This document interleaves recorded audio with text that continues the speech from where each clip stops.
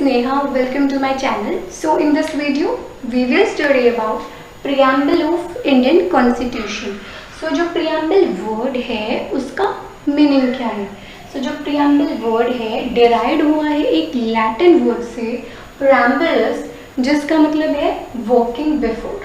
ऐसे ही जो हमारा preamble है एक्ट करता है, जैसे कोई भी स्पीच हो गई तो उसके जो बेसिक इन्फॉर्मेशंस हैं तो वही जनरली ये देता है.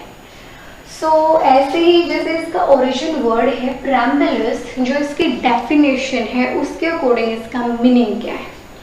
सो प्रियम्बल क्या है? प्रियम्बल एक इंट्रोडक्शन है, या तो हम इसको इंट्रोडक्टरी स्टेटमेंट भी बोल सकते हैं, जो किसी भी डॉक्यूमेंट या आर्टिकल के बारे में उसमें है क्या, उसका पर्पस, उसकी फिलोसफी, उसकी यूजेस, ऑब्जेक्टिव्स ये बताती है. तो जो प्रियम्बल है ये ड्राफ्ट किसने किया? तो 13 दिसंबर 1946 में पंडित जवाहरलाल नेहरू ने एक ड्राफ्ट प्रेजेंट किया कॉन्स्टिट्यूएंट असेंबली को. कौन सा ड्राफ्ट? Objective resolution. इसमें क्या था कि सिटीजन्स की क्या लिबर्टीज होती हैं, क्या राइट्स होते हैं, हर एक चीज़ एक्सेट्रा, इन चीज़ों के ऐसे ही आइडियाज़ और एक्सप्रेशन इस रेजोल्यूशन में थे. तो इस रेजोल्यूशन को एज अ प्रियम्बल हमने अडॉप्ट कर लिया 22 जनवरी 1956. सो प्रियम्बल क्या होता है ये मैं आपको एक एग्जाम्पल के थ्रू समझाती हूँ.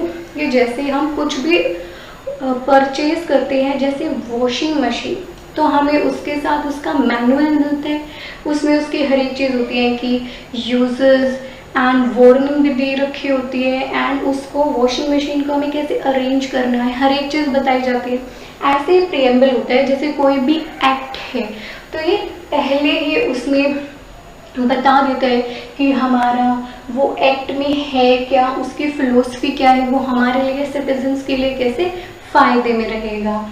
सो ऐसे ही जो हमारा कॉन्स्टिट्यूशन है इसका प्रियम्बल है, इसमें बहुत सारे ऑब्जेक्टिव्स हैं जो हमें बताते हैं कि हमारी कंट्री कैसी है एंड कैसी हमें चाहिए. जो हम सो गाइस, जो हमारा इंडिया का कॉन्स्टिट्यूशन है उसका प्रियम्बल दिखता कैसा है? सो उसका प्रियम्बल ऐसा दिखता है. आप वीडियो को स्टॉप करके भी देख सकते हैं. तो यही चीज़ मैंने यहाँ लिख रखी है. सो जो हमारा इंडियन कॉन्स्टिट्यूशन का प्रियम्बल है उसको हम रीड कैसे करते हैं? So let's get started. We, the people of India, having solemnly resolved to constitute India into a sovereign, socialist, secular, democratic republic, and to secure to all citizens justice, social, economic, and political liberty of thoughts, expression, belief, faith and worship, equality of status of opportunity, and to promote among all fraternity, assuring the dignity of individuals and unity and integrity of the nation. In our Constituent Assembly, this 26th day of November 1949 do hereby adopt, enact and give to ourselves this constitution. So guys, अभी मैंने आपको पूरा preamble read करके बताया. सो अब जो उनमें keywords थी जो मैंने ब्लैक मार्कर से लिख रखे थे वो मैं आपको डिटेल में एक्सप्लेन करूंगी. उससे पहले जो हमारा प्रियम्बल वर्ड है और जो ये आइडिया है ये हमने बोरो किया है यूएस के कॉन्स्टिट्यूशन से, एंड जो ये लैंग्वेज है ये हमने बोरो की है ऑस्ट्रेलियन कॉन्स्टिट्यूशन से. सो फर्स्ट से स्टार्ट करते हैं. We the people of India. So जो ये लाइन है, सेंटेंस है, ये हमें रिप्रेजेंट करता है कि जो हमारा कॉन्स्टिट्यूशन है उसका सोर्स कौन है?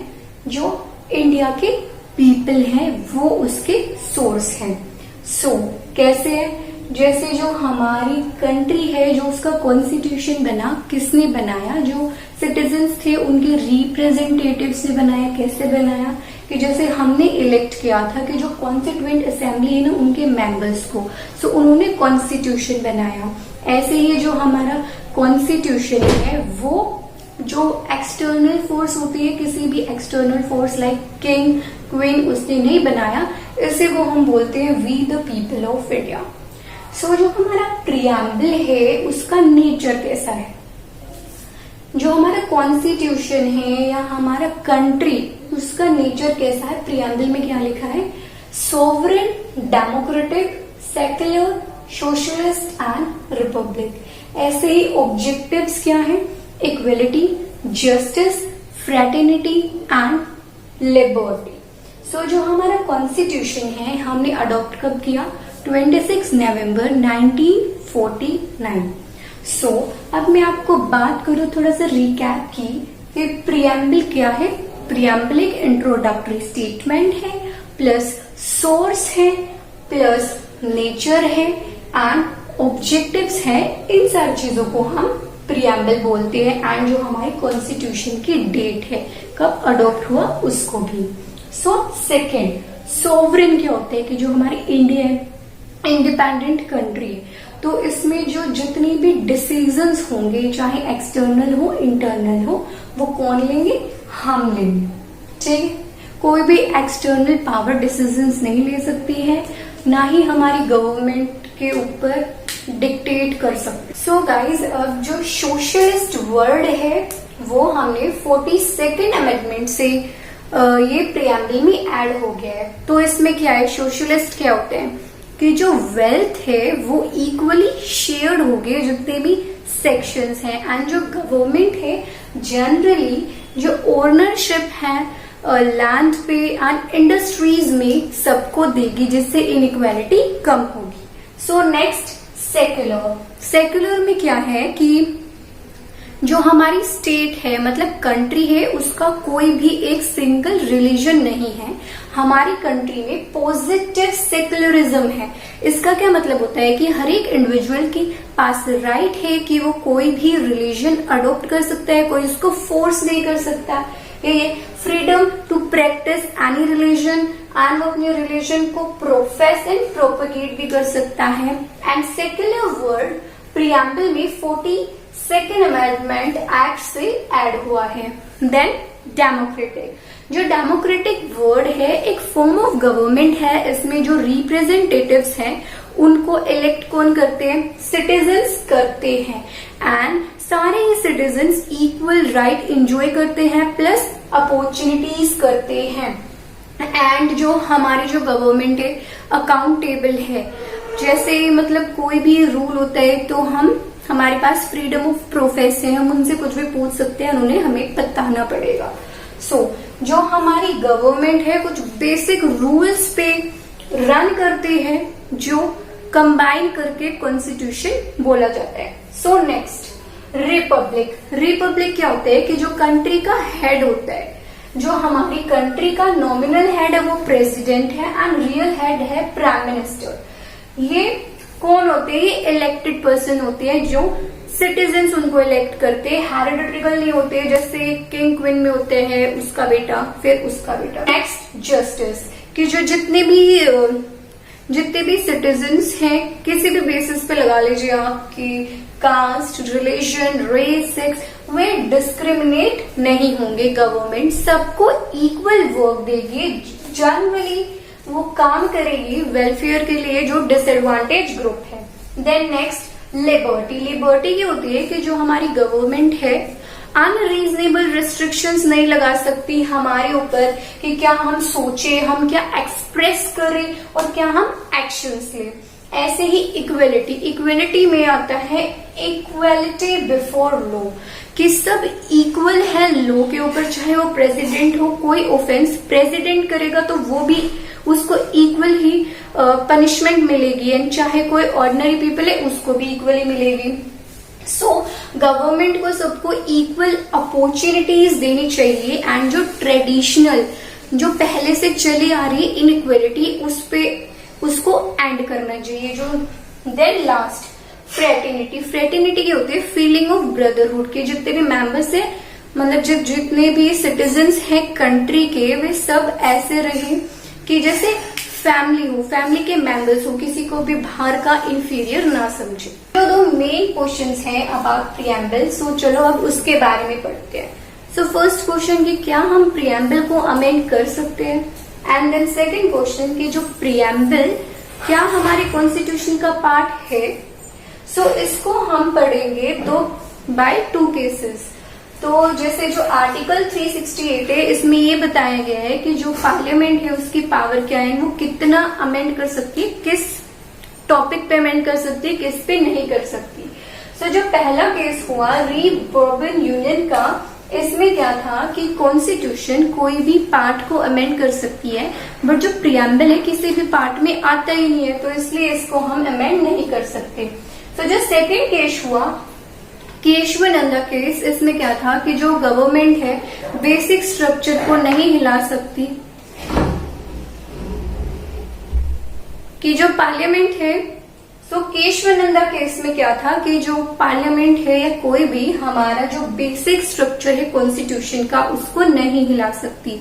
तो इसमें हमें ये भी पता चल गया था कि जो हमारा प्रियम्बल है, जैसे हमारे और भी पार्ट है, इसकी तरह एक पार्ट है हमारे कॉन्स्टिट्यूशन में, एंड हम इसको अमेंड कर सकते हैं। अब ये थोड़ी है कि जो मतलब बिल्कुल हमारा बेस है कॉन्स्टिट्यूशन का, उसको कोई भी अमेंड कर देगा, तो ऐसा तो बिल्कुल नहीं ना। तो इसमें बस ये बोला गया कि जो हमारे फीचर्स है, जो हमारी कंट्री के फंक्शंस को, ऑब्जेक्टिव्स को एक्सप्लेन करते हैं, जैसे फ्रेटर्निटी, इक्वलिटी, इनको कोई अमेंड नहीं कर सकता है, बट कोई जो ऐसी चीज है, जो ऐसे वर्ड्स है जो हमारे कॉन्स्टिट्यूशन को और एनहेंस करती है और स्ट्रेंथ करती है, तो वो चीज ऐड हो सकती है। जैसे जो अब तक हमारे सिर्फ है ना एक अमेंडमेंट हुई है प्रियम्बल में, वो है 42nd अमेंडमेंट। इसमें क्या हुआ कि जो कॉन्स्टिट्यूशन में प्रियम्बल में 3 वर्ड्स, प्रियम्बल में 3 जो न्यू वर्ड्स हैं वे अमेंड हुए, वे ऐड हुए। सो 42nd अमेंडमेंट एक्ट में क्या है, इसमें ये है कि जो हमारा प्रियम्बल था, अब इसमें 3 न्यू वर्ड्स और ऐड हो गए, हमारा प्रियम्बल को ऐड किया गया, अमेंड किया गया। सो ये तीनों वर्ड्स ऐड हो गए, तो इसमें फिर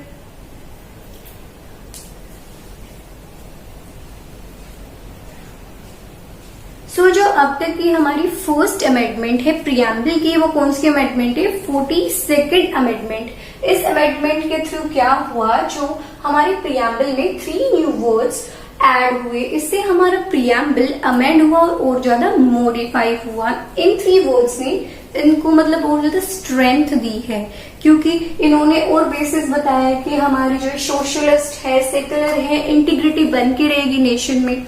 सो here I end my video, and if you like my video, please like, share and subscribe my channel.